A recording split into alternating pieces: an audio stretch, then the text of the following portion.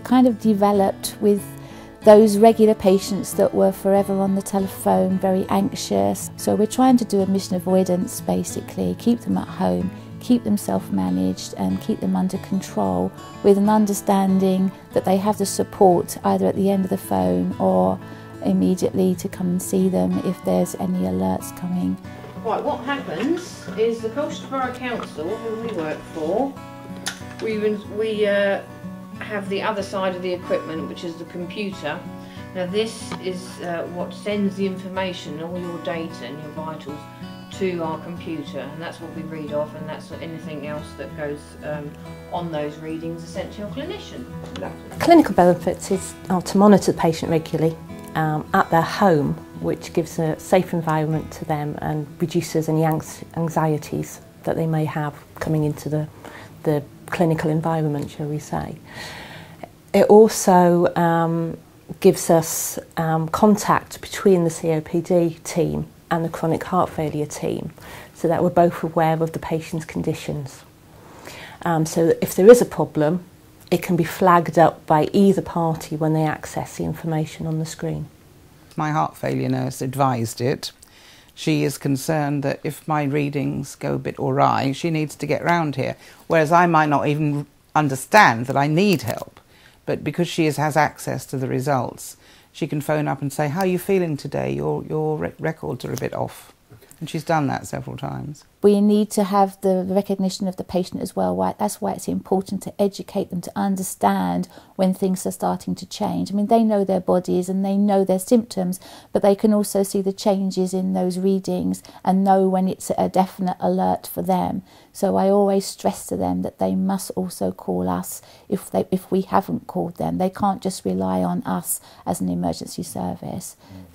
I feel assured, which is good, because sometimes I live alone. Sometimes it's very frightening to be like this and alone. But, you know, I'm not alone when that's there. It's given me confidence and security. I feel secure that there are people at the end of that telehealth line who'll say, please measure your BP. And he goes, please measure your SpO2. So I put that on my finger. The how do you feel appears on the screen, and you select whether you're feeling the same or better or worse.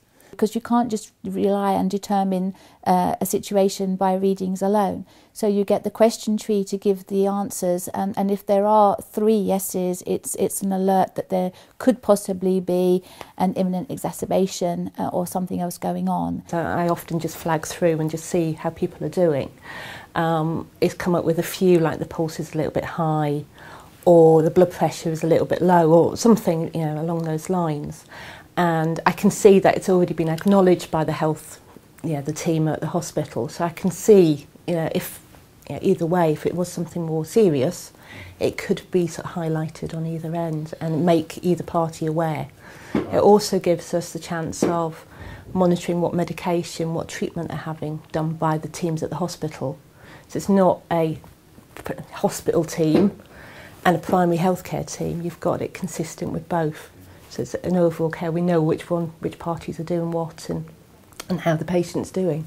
So I've got a patient who's got a very bad heart failure, who is on the telehealth for last 18 months. This patient I'm talking about, I could see today his weight has gone up and his oxygen levels have gone down.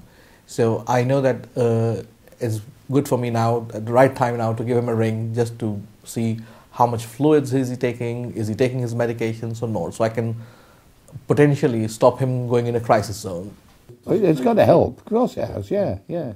I know every day, well, 5 days a week, I know every day that I'm either dead rough or just right. It does help you because you've got that backup there that knowing that you can take those readings, whereas if you didn't have that, you wouldn't know. You'd just be thinking, oh, well, is it going to be another heart attack, or is it going to be another whatever? And you're thinking, shall I ring the paramedics? And really, with that, you don't need to, because you've got that backup. That's what I think is a good thing for it.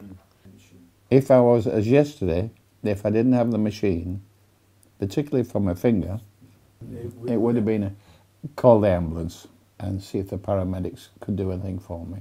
So we're seeing less admissions, we're seeing less phone calls, and it also reduces the visits that are needed. It doesn't take away the face-to-face care that they get, they've still got us there, but it reduces it so that they're not constantly on the phone or needing us to go out and see them. So it does actually free us up to see other patients that are in more immediate need at that time.